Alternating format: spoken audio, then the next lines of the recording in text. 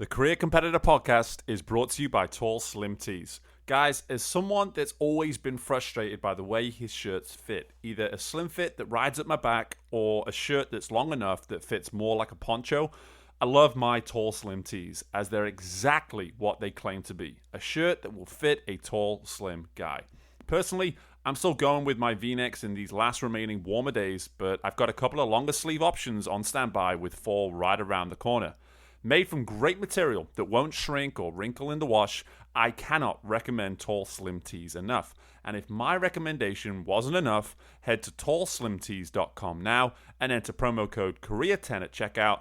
That's the word career and the number 10, and you can enjoy 10% off your purchase. With 22 great colors to choose from across a wide variety of styles, guys, I'm telling you, head to tallslimtees.com today, enter promo code CAREER10 at checkout, and enjoy a shirt that fits you the way it's supposed to.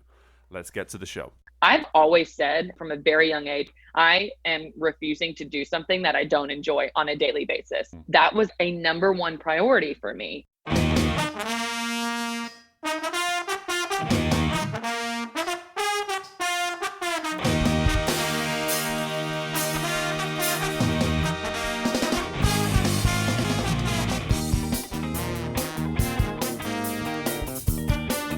Hi there everyone, and welcome back to the latest installment of Career Competitor with me, Steve Meller, and as a member of the CG Sports Network, we are the show that seeks to light the competitive fire within you in order to succeed within your career. This episode is a great example of having someone from a niche field and role joining us with messages that can be applied across just about any other walk of life. But before I introduce her, let me take a second to request a couple of things from you. Firstly, go give us a follow at career_competitor on Instagram so you can see more information on our guests, enjoy some behind the scenes video of the interviews, and most recently, you will have the opportunity to reply to my Food for Thought Friday, where I offer my teachable takeaway from the episode, and as listeners, you have the chance to let me know your thoughts. Secondly, if you haven't subscribed or rated the show yet, I would love it if you wouldn't mind doing so, and of course take the time to share episodes with people as well so we can keep spreading the great messages from our guests each and every week. Now on to our guest, and I had the fortune a couple weeks ago to sit down and speak with Hannah Heusman, who is currently working as the mental skills and performance coach with the Philadelphia Phillies within Major League Baseball. Her background within sports came in the sports of basketball and softball, before she set out on what she feels was her calling to move into the mental performance field. I always consider myself fortunate when I get a chance to sit down with someone that works within either the mental performance or mental health field, as they provide insight fitting for all listeners, as they are providing a service that is looking to build a clearer and more positive version of ourselves, helping us become, in other words, our optimal selves, which is what this show is all about. Pay attention to the clarity Hannah speaks with in relation to the work she is doing, as it's obvious that she sees the impact her work has on her players, as well as people away from baseball. In addition to my keys to success at the end of the episode, Hannah provides a couple of fantastic pieces of advice as well. You have so many reasons to hang around at the end. But for now, let's jump right into this episode of Career Competitor with Hannah Heusman, and I hope you all enjoy.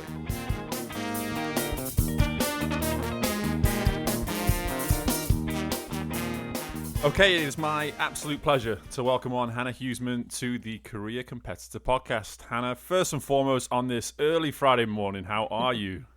I am good, Steve. Thank you so much for having me on. I'm excited to talk all things mental game this morning. Absolutely. I'm just as excited to hear all about it. I think for me personally, as someone that's working in sports myself, I have a huge appreciation for the work that you do. I know the impact of it can have a huge impact on results in terms of just the small percentages, and I will certainly get into that specifically with the role that you're in today. So without me trying to describe what that role is, why don't you go ahead and tell everybody what it is you're doing today? Yeah, so my title is a mental skills coach. Sometimes you hear it as mental conditioning coach, mental strength coach. Sometimes you hear it as sports psychologist, but I specifically am a mental skills coach, which they all, for the most part, mean the same thing. Sometimes people who call themselves a sports psychologist actually fall into the mental health realm. Mm. And so there's mental health and there's mental performance. And those are two pretty separate things, right? So mental health is your clinical psychology, right? That's your anxiety, clinical depression, suicidality, eating disorders, things of that nature. Mm-hmm. And mental performance is more on-field based performance factors. So anything and everything that you could potentially face during performance from a mental lens is what I work on. So confidence, composure, motivation, enjoyment, focus training, concentration, relaxation training, kind of all of that. Basically anything that can affect your performance from a mental lens. So that's what I do. I am on year 3 with the Phillies, Philadelphia Phillies, Major League Baseball organization. And I work with predominantly their minor league players, and it's mostly one-on-one work. There's a lot of group work too, but it's mostly just one-on-one conversations, talking about, what their strengths are, what their weaknesses are, and figuring out how we can get their mind to work for them and against them, because so naturally our mind wants to work against us, and it's something we battle all the time, and we get in our own way, and you hear all of those things, and that's what I'm there for, to help the mind not get in our way and make it be an asset instead of something that could potentially hold you back.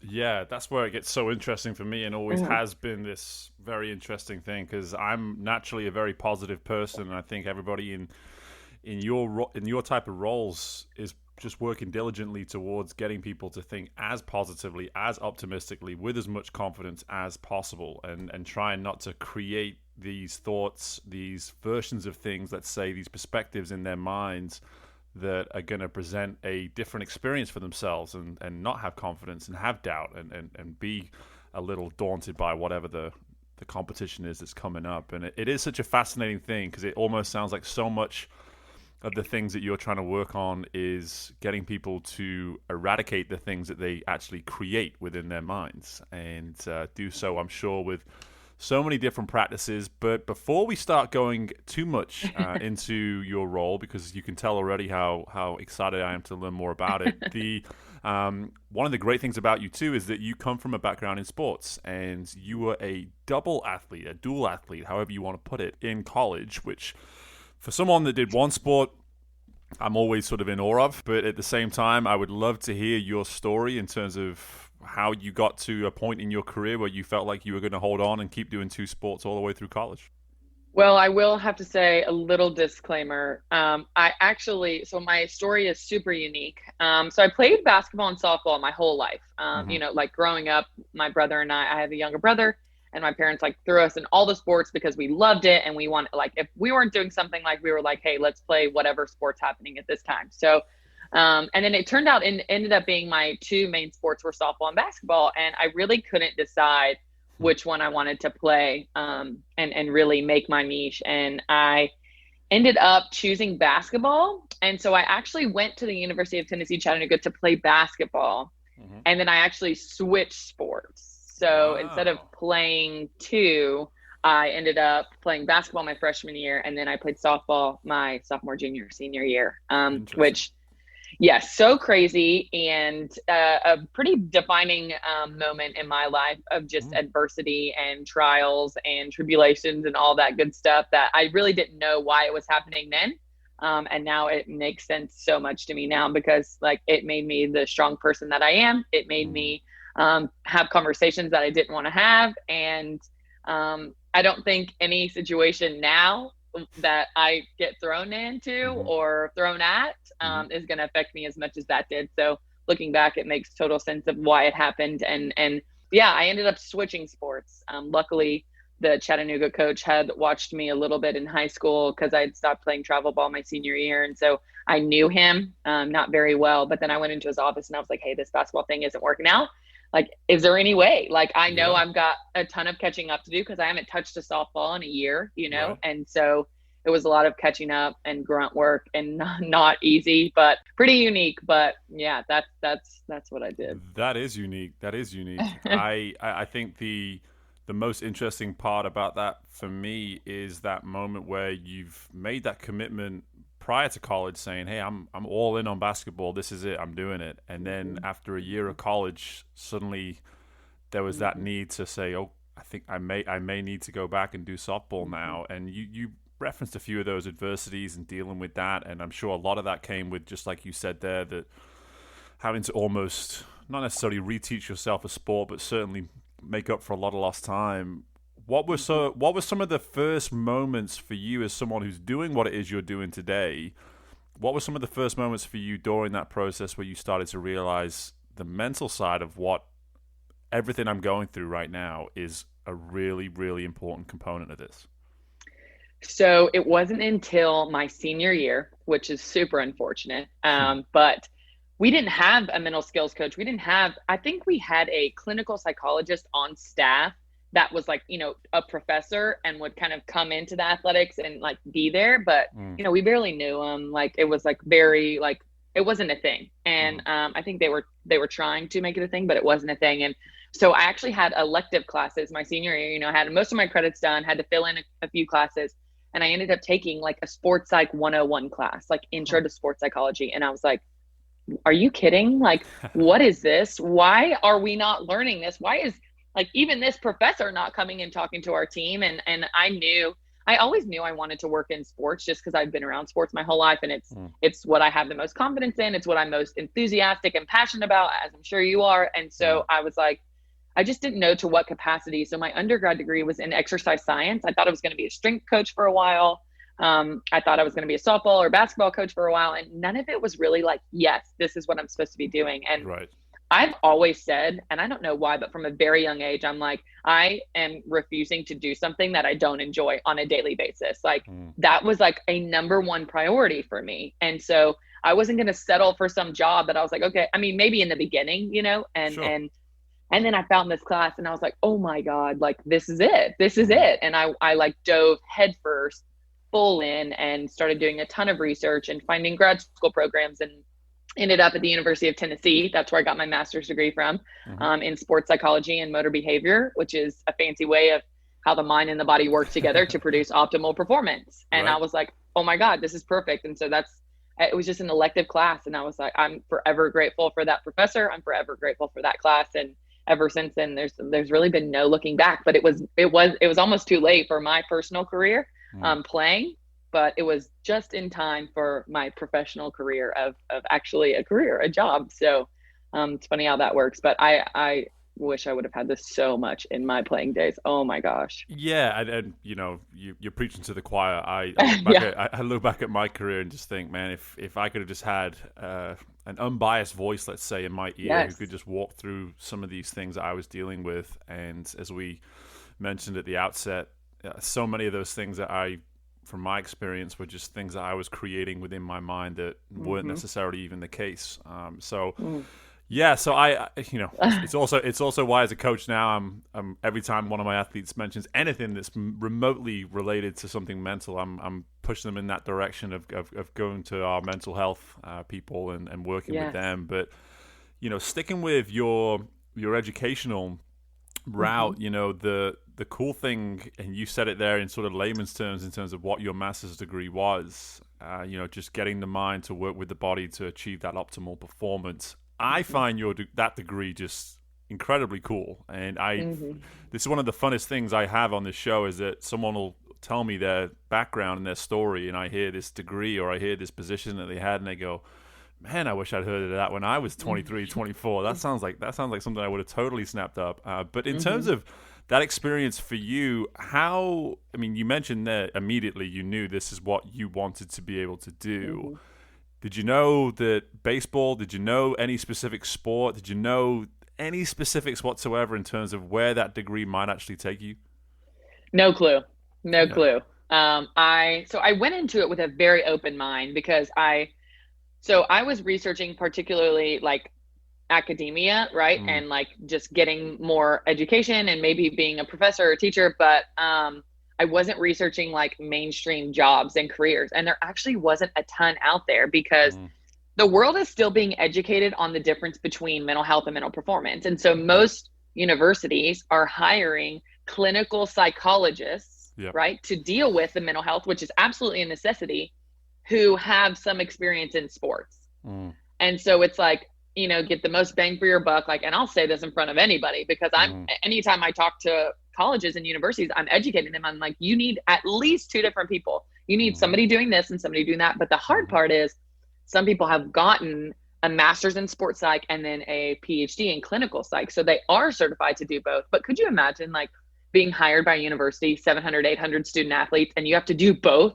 You have to be a clinical psychologist and like, there's no way. Yeah. Like, we have 4 mental performance coaches for our baseball team, and we have roughly 300 players, and we're like as thin as it can, like stretched out as thin as we can be. Like, I mean, to actually give them what they need, you know, it's like impossible. And so it's a little disheartening to see that most of the jobs in the university settings are clinical based. But some of them who really know and have it going on, I'm not sure what it's like at LSU, but have mental performance coaches solely for mental performance. So it wasn't until after that, and I was like kind of open. I'm like, I'm going to take whatever job there is. I'm going to take the best opportunity there is. Hopefully it's in sports, you know, because it is technically performance psychology, which doesn't have to be in sports. It's in life. I've worked with business executives, firefighters, actors, you know, so it's not just sports. It's any level of high performance, which is, you could technically argue all of us are high performers in some way, shape, or form. If you're a parent, you're a high performer. If you're a spouse, you're a high performer, you know? So I love that piece of it too, but I was really just looking for the best opportunity. I did a golf internship with an international golf academy. I did a strength and conditioning internship.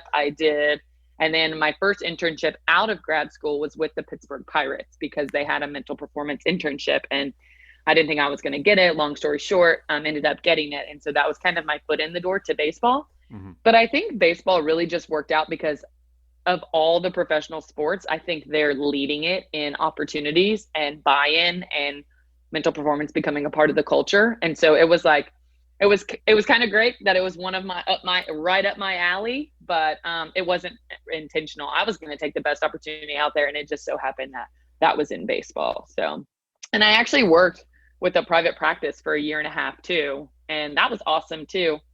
In between my 2 baseball gigs. So I've kind of been around a little bit in different entities, but baseball is pretty awesome. And it's just, it's cool to not have to like constantly sell yourself to like outside clients to try to build that on a daily basis. Yeah. Like you're there, you're showing up, they're paying you. And it's like, now it's up to the players to come to you. So you still are to a certain extent, but it's a totally different ball game.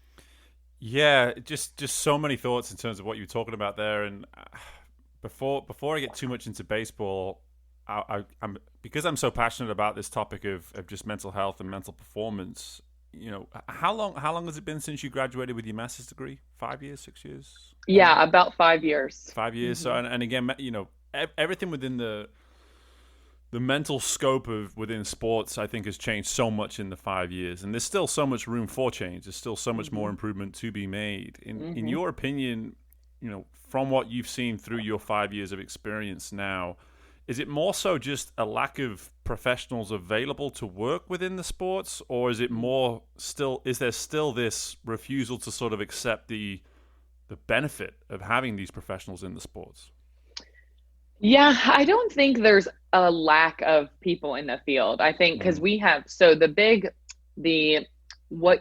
umbrella of what we do. So technically, there's one certification to be a mental performance coach, and it's the CMPC, which is a certified mental performance coach, which is through ASP, which is the Association for Applied Sports Psychology. And that's kind of the like set standard for the field. But that is still growing. And so not everybody, like, you know, people are arguing that you don't even need that. And some people are like, no, you do need it. And so it's still like fighting for that to be the set standard.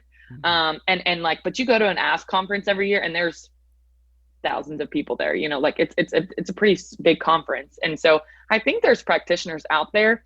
I think it's more so willing to allocate money towards something that's new. And that's like, especially in the university setting, like, yes, mental health is important. And I think we're giving money to that, or we're pulling psychology professors over to be that person. But are you willing to actually pay a mental performance coach to help our athletes be as strong mentally as they can? And, you know, a lot of coaches claim that they can do it. And I believe that. I believe a lot of coaches know a lot of, like, your experiences alone are probably mental techniques that I would say the same thing to. But now we have trained professionals who went to school for that, that like are trained in that and experts in that, that like without a doubt are going to know more than somebody who hasn't been through that. Like even like the coach who's been in the league in Major League Baseball for 30 years, like we'll have conversations and he's like, oh yeah, that sounds familiar. But then the way I can do it, the way I introduce it is different. And so I think it's still the nuance of now we actually have people who only focus on this and teach this and are experts in this. And now we need to add that to our repertoire, just like a long time ago, strength and conditioning coaches were few and far between, and now they're everywhere. Yep. And nutritionists and mental skills. I think it's all in that same category. And I'm hopeful that it's already growing from the time, like you said, 5 years ago when I got my first internship. Like that was the only internship at that time. Wow. And it was the first internship with the Pirates. I was the first intern there. And now it's like every baseball organization has like minimum of 2 people on staff, upwards of 7 and 8 people on staff just for mental performance. Awesome. Well, I'm glad to hear it's more that, because that's something that is realistically something that can and definitely be incorporated, improved upon. Sticking now with baseball, on this show specifically, we're all about trying to fire people up to seek that extra level of competitiveness within the work that they do in order to make those small improvements, maybe 1 or 2% in their game, 1 or 2% in their career. Baseball is a game of fractions and percentages, and in terms of the impact you're able to potentially have, that can be the difference between someone, and you said a lot of your work is with minor leagues, and that's a really interesting part of this, is that could be the difference between getting someone from the minor leagues and not getting from the minor leagues. That can be the difference between someone being a starter and not getting that opportunity to start very often. So with that being said, what sort of work is it that you're doing to help these guys maybe find that extra 1 or 2% in their performance on a day-to-day basis? Yeah, I think it comes down to actually giving time to training the mental side of your game. It's so easy to get caught up in all of the physical stuff they have to do, right? From individual work to strength and conditioning to group work to playing the actual game to hitting after the game, right? It's like 99% of their day is constant physical grind. And I always say, could you imagine if you worked your tail off and physically you were ready and you got to the big leagues and mentally you choked or mentally you weren't ready? Like, could you imagine? Like, I was like, 1, I'd feel like I failed. And 2, I can't imagine, like, you worked so hard physically. And so I was like, we have to make sure we're not neglecting all of the mental aspects of your game. And I think sometimes that's hard because when things are going well, you're not concerned about the mental aspects of your game. Exactly. It's when things are going poorly when you're all of a sudden hit the panic button. And if I haven't built that relationship with you before you're hitting the panic button, it's going to be more difficult to help in that way. And that's why I think mental skills is most effective when used in a proactive approach rather than a reactive approach, right? Like, we're going to meet constantly because I'm not here to fix you. I'm here to help you. I am literally here to continue for you to get stronger, just like your other coaches, right? Just like you don't go to your hitting coach only when you're hitting bad. You go to him when you're hitting well and you're like, hey, how can I get better? And I'm like, same with me. Like, don't come to me just when you know what's hitting the fan. Like, come to me before. Let's, like, if you're performing well, how about we dissect why you're performing well? Did you ever think about that? Right. Let's not just chalk it up as a win and see you later. Like, let's actually talk about that. And I think, like, even little things like that. And like you said, like, in your career, if you could have had someone just to bounce ideas off of, like, a huge part of my job is literally just talking to people, figuring out where they're at, and then almost reminding them of something that they used to do that they're not doing now. Or, hey, you're getting a little outside of your norm, what you normally do. I think you need to reel it in a little bit and do this. And so it's almost just having that unbiased, trustworthy, I have no stock in you. I have no opinion on if you get released or not with our organization. Like, it's totally trust.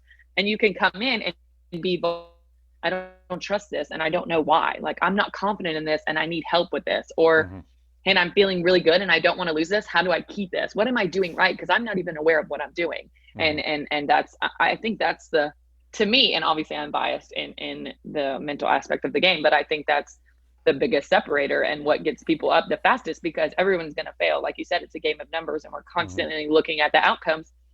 even though we know we shouldn't be looking at the outcomes, but it's how can you still have that human reaction of looking at the outcomes and dissecting your performance, but be able to respond to that reaction as fast as possible in a helpful way that's going to help your performance instead of hurt your performance. And it's the people who it takes days and weeks and maybe months to figure it out that get behind versus someone who's like, okay, by the end of the day, I'm going to be in a better mindset, and I'm choosing to do that. And I'm choosing to see that this isn't defining me, or my performance, and how can you shorten that time in between the stimulus and the response is a huge part of what I do. And I think a pretty big separator. For sure. And I think the proactive versus reactive component of everything in regards to mental performance, mental health is that for me as an advocate for it is the most frustrating part of the dialogue. And for you as a professional within it, you must bang your head against the wall so much when it comes to just the sheer fact that in every other capacity of health, if you want to call it, people aren't necessarily reactive. They're a lot more proactive. People have a annual visit to the doctor. People get their teeth checked out twice a year. You know, all these sort of things. These are proactive things. And for some reason, it's like, well, if I'm not depressed, why would I go and see a therapist? And for someone who has, and I always talk about this, been going to a therapist now for the better part of 5 or 6 years. Amazing.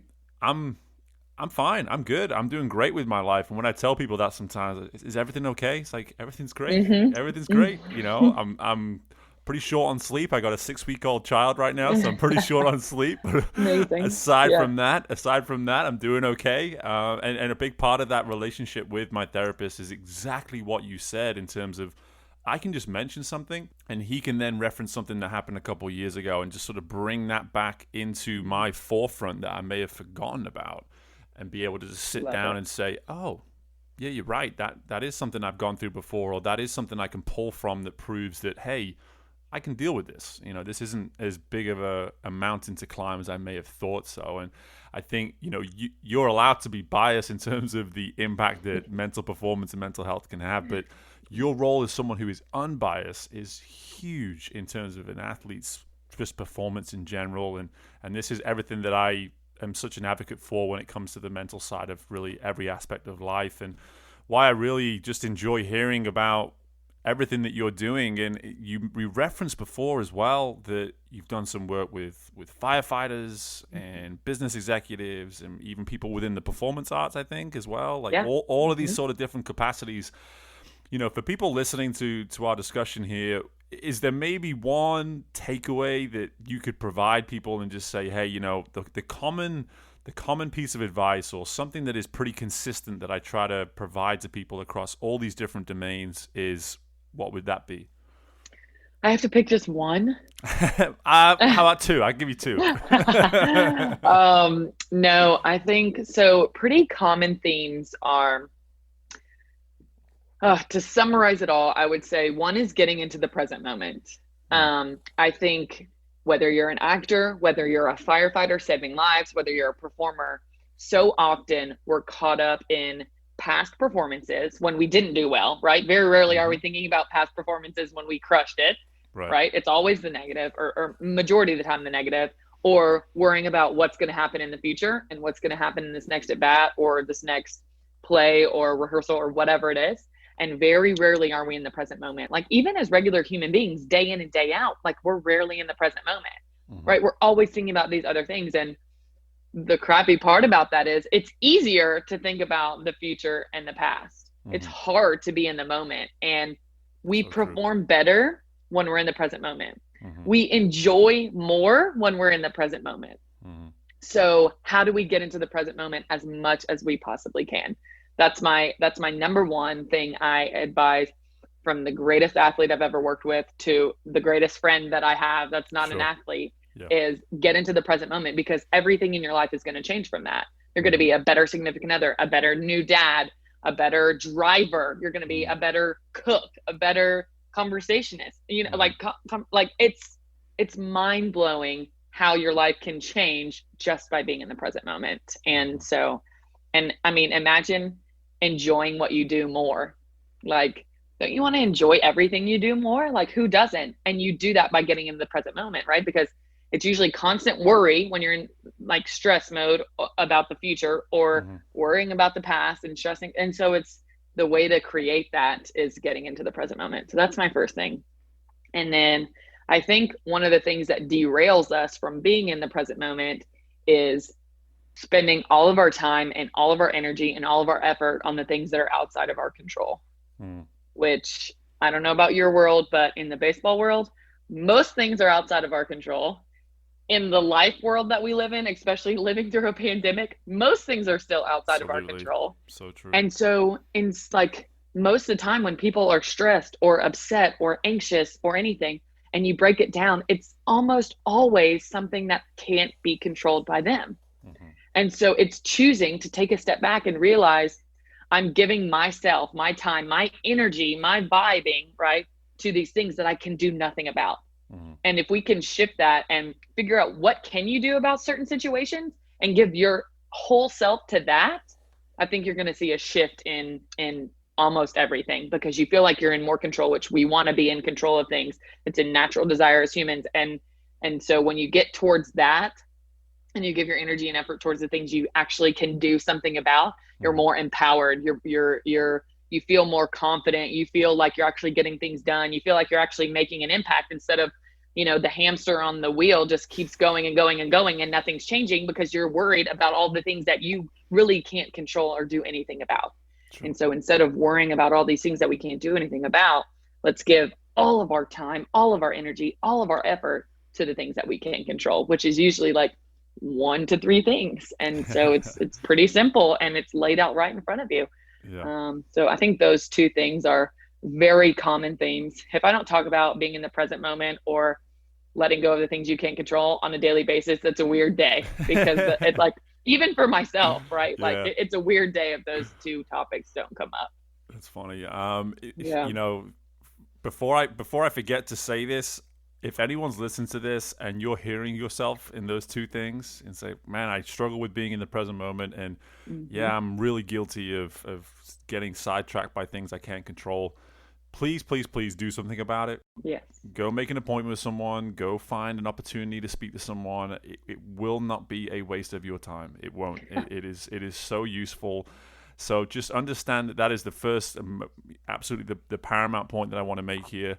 Secondly, I have to say that from an advice standpoint, I probably cover those 2 things every day in my role as a coach. And one of my favorite examples to give is when I work out, about 2 or 3 times a week, I'll do jump rope.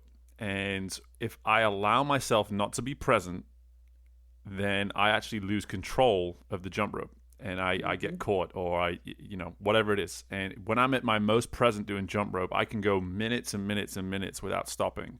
And for me, and for me, I've used that example with athletes and people in my life before. And when you started talking, I immediately went back about 2 hours, because I woke up this morning, I did some jump rope, and I started thinking about our interview. And what happened? I got caught on the jump rope. And it's just for me, the timing of what you're saying is just hilarious and wonderful to me, and I had to make that connection. But Hannah, listen, in terms of just everything that you've been talking about here, just wonderful stuff. I appreciate all of it. One thing I do want to give you the opportunity to do is just tell people a little bit more about where they can maybe, find out about you, but I also know that you do Mental Sweat Monday. Is that right? So tell people what that is.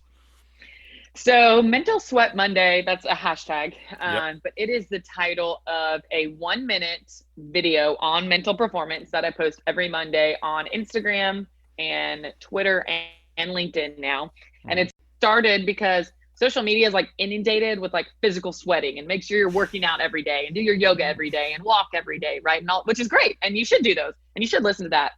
But I felt like there was this big piece missing of mental performance. And so that's why I called it mental sweat, because I wanted you to compare it to physical sweat. Break a physical sweat every day, but make sure you're breaking a mental sweat too. Do something for your mental performance or your mental health every single day. And so it's a 1-minute video that hopefully can set the tone for your week. It's on Mondays, which is when I think we need it the most. And it's just to hopefully it's pretty broad, pretty basic, but hopefully you can take it and apply it to any aspect of your life and how it's affecting you or your family or your performance, whatever it is, and helps you grow and break that mental sweat on a daily basis. But it's on all of my feeds. My Instagram's just my name, Hannah Heusman. I think my Twitter is Hannah_Heusman, and then LinkedIn is just my name. So shouldn't be too hard to find. Absolutely. And if you've got time to listen to this podcast, you've certainly got 1 minute on a Monday to go Heck check that out. 100%. We certainly share that in common, Hannah, in terms of just sharing a message that we feel that can be applied and related to by just about anybody in any field. And I really do appreciate your time here, as we've both enjoyed our coffee on a Friday morning. But this has been something I've been looking forward to doing. I'm glad we found time to do it, and I wish you all the very best with everything you've got going on right now. And yes, thanks again for joining us. Yeah, thank you so much for having me, and good luck this season. Appreciate it. And my thank you again to Hannah for joining us on the show today. And as always, we'll finish with my career competitor keys to success, starting with my competitive call, which is that of self-care. When we look at our careers and lives and the amount of time we spend making sacrifices in order to get ahead or to simply keep up, we can sometimes become guilty of prioritizing things ahead of ourselves. Don't get me wrong, a selfless mindset is important to have, but it cannot be the only way we think. Self-care is a characteristic we should be looking to ensure is a primary component of who we are, as it allows for us to do the things we are expected to each day at an optimal level. Listening to Hannah's 2 pieces of advice of remaining present and focusing on what we can control are huge factors in self-care, and things I know you all listening can relate to being guilty of failing to do at times. But if we prioritize implementing taking care of ourselves each and every day, then we will consciously strive to work on things like this and a lot of other things as well. Being available to others in order to be a great team member, employee, or supervisor is fine. Just avoid doing it at the expense of taking care of you. Next is my teachable takeaway. How are you letting outcomes define your behavior? It's important to recognize if you consider yourself to be a proactive or reactive person, as this will have the biggest influence on how you behave following a potentially disappointing outcome. We heard within the interview how athletes that prioritize being proactive towards their mental strength are able to process bad results efficiently so that they can move past the outcome by the end of their day.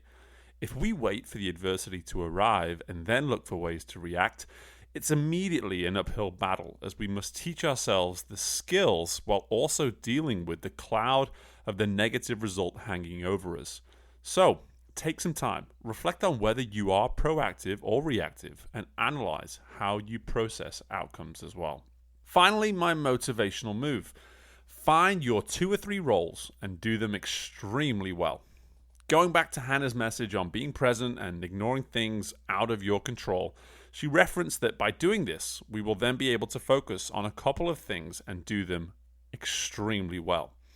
This was a message that hit home with me and that I had to re-emphasize and motivate you all to work on. I spent so many years believing I could fix other people's problems, perform my tasks, while also spending time analyzing other areas I could influence as well, and think I could do all of this at a high level. I was wrong. In the last couple of years, I have learned the power that being present and focusing on things within my control can have on not only my performance, but my well-being too. Having that conscious thought throughout your day where you can analyze yourself doing an outstanding job within a couple of areas at a time is so important, in my opinion. You can still accomplish a long list of jobs and tasks, even be available to numerous people as well, but try to focus on what is right in front of you more. Don't get sidetracked by things you cannot control, and aspire to be great in the moment. Thank you for listening to my keys to success and for tuning into the episode as well. Be sure to stop by careercompetitor.com and connect with me through there with what you thought about the episode. Best of luck with everything you've got going on at the moment, and I look forward to speaking with you all again very soon. Bye for now.